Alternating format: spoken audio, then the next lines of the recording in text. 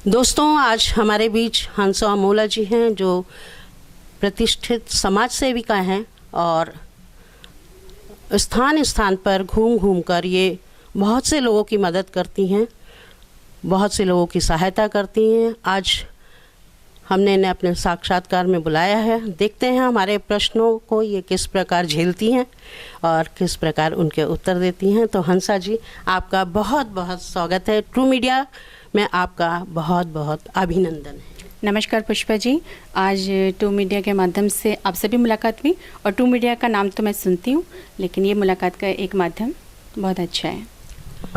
हंसा जी, बहुत से लोग अनेकों क्षेत्र में जाना पसंद करते हैं, लेकिन मैंने देखा है कि आपकी समाज सेवा को मैंने देखा है और मैं ये जानना चाहती हूँ कि आप समाज सेवा से क्यों जुड़ी हैं, आपने यही क्षेत्र क्यों चुना?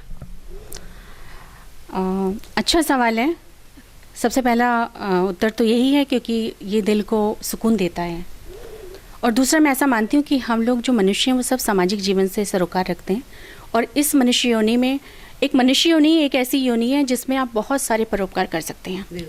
अपने लिए तो हम जीते ही हैं, वो तो एक स्वाभाविक सी प्रक्रिया है कि आपने जीवन में आप आए हैं और आपने जीना है, और उस जीवन को फलीभूत करने के लिए आप परिवार समाज से जुड़ते हैं। लेकिन जिस देश में, जिस भूमि में हम जन्म लेते हैं, उस भूमि के हम सब कर्जदार होते हैं, और मैं ऐसा मानती हूँ कि उस भूमि का कर्ज अदा करने के लिए हम सब लोगों को, समाज को अपना बूंद बूंद योगदान देकर उस कर्ज का, उस मातृभूमि का हम कर्ज अदा करते हैं।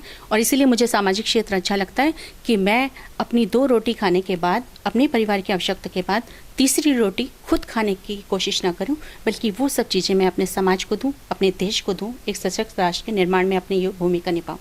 बहुत सुंदर विचार है। और मैं ये जानना चाहूँगी कि सामाजिक कार्य करने के लिए, सामाजिक कार्यों से जुड़े रहने के लिए क्या किसी संस्था की आवश्यकता होती है?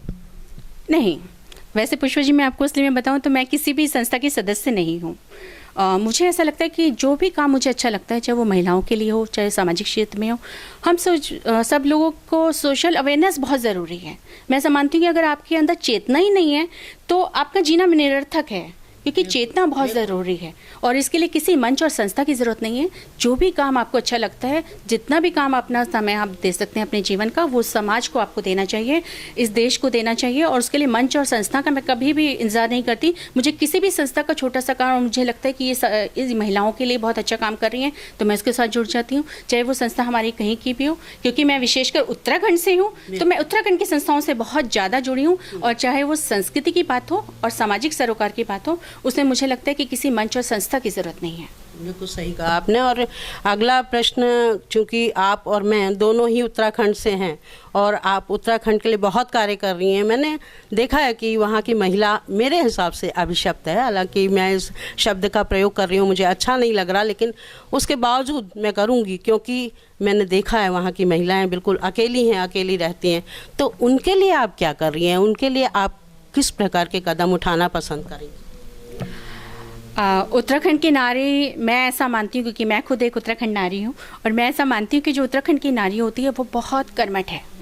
जितनी मेहनत वो बचपन से जन्म लेने के बाद अपनी ज़िंदगी गुजारने तक करती है, उतनी मेहनत मैंने आज तक भारत और अन्य देशों में घूमते हुए नहीं देखी कि इतनी कठोर जिंदगी, जैसे पत्थर जैसे पहाड़ हैं और वैसी ही उनकी ज़िंदगी है। और जब मैं स्कूल लाइफ में थी तब से मैं देखती चली आ रही थी, और आज जब मैं खुद इतनी बड़ी हो गई हूँ तो मैं देखती हूँ कि आज भी संघर्ष की उसी बेला में वो महिला जीती है। लेकिन हाँ, मैं ऐसा मानती हूँ कि जो उत्तराखंड की नारी है वो कभी हिम्मत नहीं हारती। कैसी भी परिस्थितियाँ हों, कितनी भी दुर्लभ परिस्थितियाँ हों, वो उसमें दमखम रखती है और अपना संघर्ष निरंतर जारी रहती है। और इसी के लिए जब मैं शुरू में इन चीज़ों से जुड़ी थी, जब मैं किसी संस्था और माध्यम में नहीं थी, तो हम लोग उन महिलाओं के लिए जो हमारे गांव में रोजगार रुकता था, उनको हम दिल्ली तक लेकर आते थे और अपने सब रिश्तेदारों को कहते थे कि आपको ये पहाड़ी उत्पादों को आपने इस्तेमाल करना है। जब पहली पहल मेरे घर से शुरू नहीं होगी तो मैं समाज की बात कैसे करूँगी? तो हम लोगों ने वहाँ से काम करना शुरू किया। वहाँ के चीज़ों को हम पूरा निरंतर इतने सालों में